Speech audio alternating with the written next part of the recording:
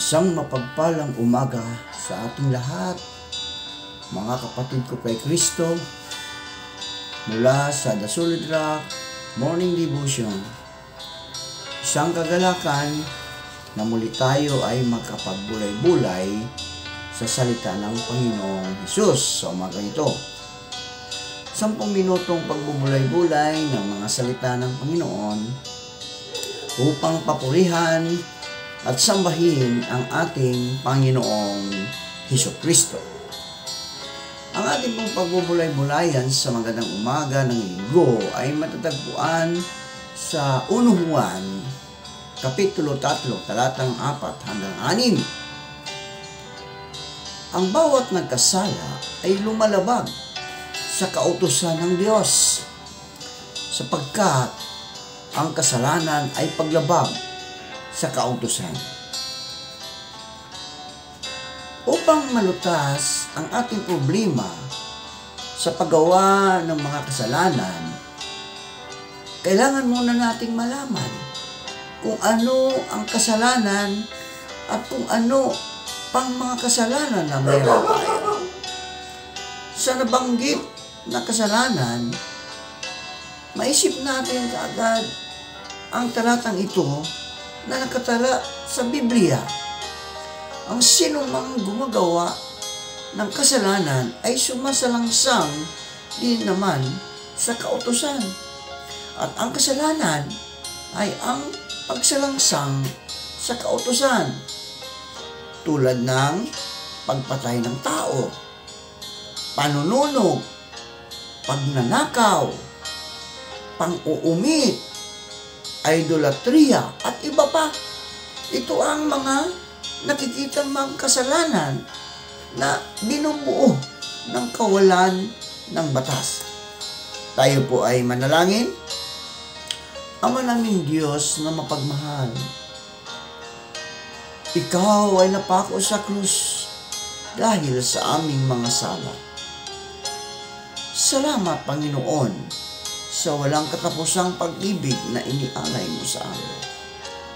Aming itataas sa iyo ang aming mga kapatid sa pananampalataya na nangangailangan ng kagalingan dahil sa mga karamdaman.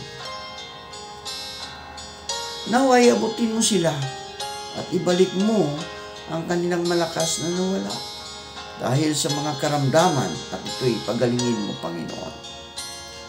Aming inilalapit ang aming mga kapatid naghahanap buhay sa lansangan.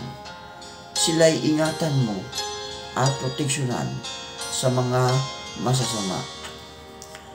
Amin ding tinataas sa inyo ang aming mga kapatid na mangingisda, na sila'y ingatan mo sa laot ng karagatan, tulad ng pag-iingat mo sa iyong mga apostol na naroon sa laot ng ang malakas na hangin ay kanilang naranasan at iyong pinahinto.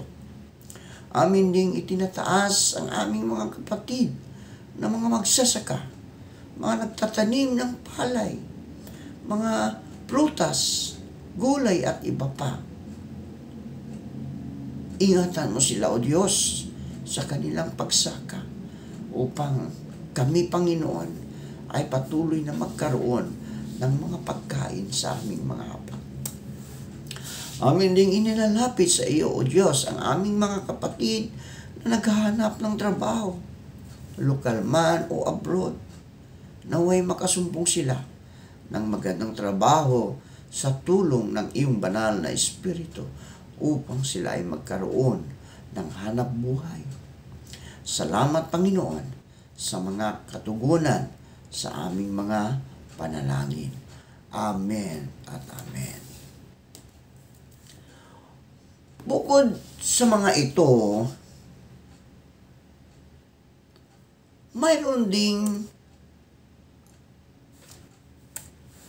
hindi nakikitang mga kasalanan sa ating mga pag-iisip. Halimbawa, sinabi ng Panginoong Hesus, datapwat ang mga bagay na lumalabas sa bibig ay sa puso ng gagaling, at siyang kakahawa sa tao, sapagkat sa puso ng gagaling ang masasamang pag-iisip, mga pagpatay, mga pangangalunya, pakikiapid, mga pagnanakaw, mga pagsaksi sa di katotohanan, mga pamumusong. Sinabi rin niya na ang bawat tumingin sa isang babae na taglay ang masamang hangad ay nagkakasala na ng pangangalo niya sa kaniyang puso. Ayon sa Mateo 5, talatang 28. At sabi rin ng Biblia, ang sinumang napupuot sa kaniyang kapatid ay mamamatay tao. Ayon sa Juan 3:15.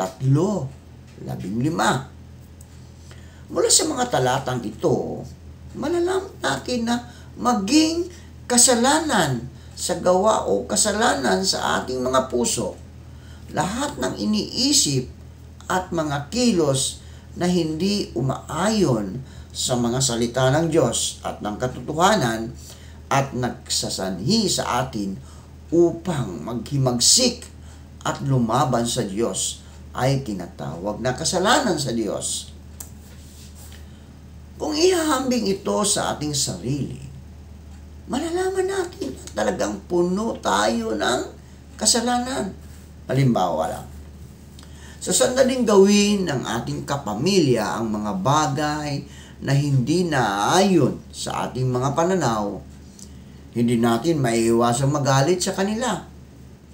Kapag nakikita natin ang ibang mga tao na mas mahusay kaysa atin, nakakaramdam tayo ng paninibugo sa kanila. Sa mga bagay na nakakaapekto sa ating pansariling interes, hindi natin mapigilan ang ating sarili na magsinungaling at mandaya. Kapag ang iba ay nagsasabi ng mga bagay na nagdudulot sa atin na mawalan ng mukhang iharap, nagsisimula tayong nakakaramdam ng pagtatangi laban sa kanila at hindi kayang magsanay ng pagtitiis o pasensya.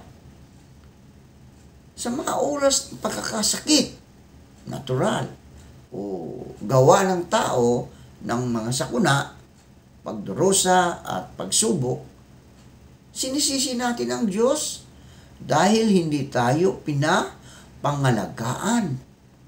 Maraming mga halimbawang tulad nito. Sa madaling salita, kung ito ay kasalanan sa pag-uugali o kasalanan sa ating mga iniisip, hanggat maaari pa rin tayong magkasala at maghimagsik laban sa Diyos. Hindi tayo karapat-dapat na pumasok sa kaharian ng langit kung hindi natin malulutas ang mabilis ang mga problemang ito. Ang ating pagkakasala at paglaban sa Diyos ay hantong sa kamatayan. Tulad ng sinabi ng Diyos, ang bawat nagkakasala ay alipin ng kasalanan. At ang alipin ay hindi nananahan sa bahay magpakailanman. Ang anak ang nananahan magpakailanman. Juan 8, talatang 30 hanggang 35. Ang kaluluwa na nagkakasala, mamamatay. Ezekiel 18:20. Manalangin tayo. Salamat, Panginoon, sa panibagong araw na iyong ibinigay sa aming mga buhay.